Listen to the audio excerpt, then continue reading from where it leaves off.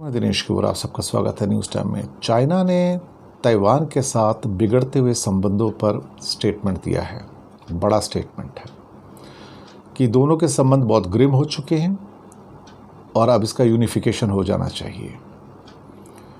Unification का मतलब होता है कि China wants to annex the Taiwan. बड़ी सिंपल सी बात है, फोर्सफुली।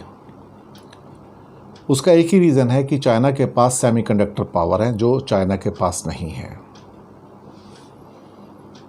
मुझे ऐसा लग रहा है कि China can go out of the way to annex the Taiwan, और चाइना अगर ताइवान को एनेक्स करता है, एक सपोज़ हम एक सिचुएशन को सोच लें, तो शायद फिर ये शुरुआत होगी स्ट्रेट फाइट की बिटवीन अमेरिका एंड चाइना। उसका रीज़न है क्योंकि ताइवान को प्रोटेक्ट करने की सारी जिम्मेदारी इस टाइम देखा जाए तो अमेरिका ने ली हुई और जापान ने भी ली है कि हम ताइवान को किसी भी हालत में चाइना के कब्ज़े में नहीं जाने देंगे। ये कहना कि हमारा पॉलिटिकल बेसिस शेयर्ड है, हमारे लोग एक जैसे हैं और हम एक ही कल्चर है, तो ये तो कोई बात नहीं हुई।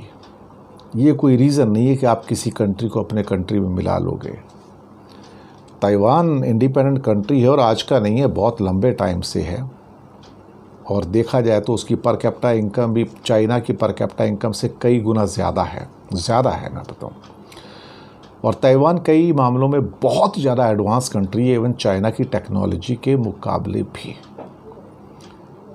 तो देखा जाए तो इसमें ये थोड़ा सा मुझे ख़तरा नज़र आ रहा है कि अगर ऐसा हुआ तो फिर अमेरिका भी एक्ट करेगा, और अमेरिका एक्ट करेगा चाइना के ख़िलाफ़, तो फिर प्रॉब्लम तो होगी, क्योंकि अमेरिका किसी भी हालत में ताइवान को खिसक के चाइना के हाथों में नहीं जाने देगा। ये लिख कर रख लीजिएगा। If it happens then it may lead to a fierce war. और वैसे भी वर्ड जो है इस टाइम बाइनरी नेचर में, it's America versus China continuously clear होता जा रहा है इस time.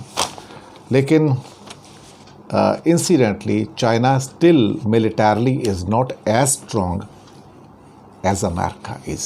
It is a fact. शुक्रिया।